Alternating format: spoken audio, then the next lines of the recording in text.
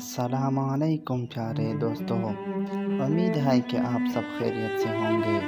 ہمارے پیارے نبی کریم صلی اللہ علیہ وسلم کی کچھ پیارے حدیث آپ کے سامنے پیش کروں گا۔ آپ سب اس حدیث کو یاد کر لیں۔ بسم اللہ الرحمن الرحیم۔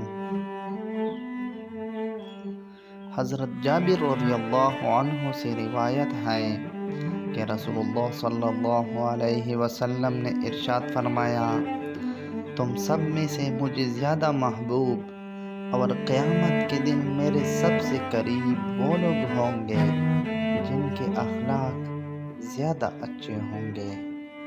حضرت ابی ہریرہ رضی اللہ عنہ سے روایت ہے کہ نبی کریم صلی اللہ علیہ وسلم نے کسی کانے میں عیب نہیں نکالے۔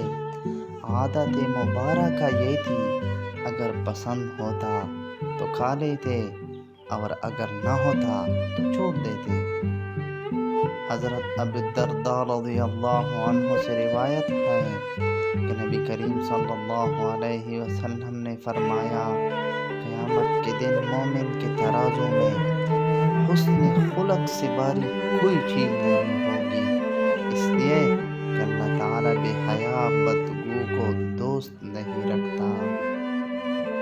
حضرت سمرہ بن جندب رضی اللہ عنہ سے روایت ہے کہ نبی کریم صلی اللہ علیہ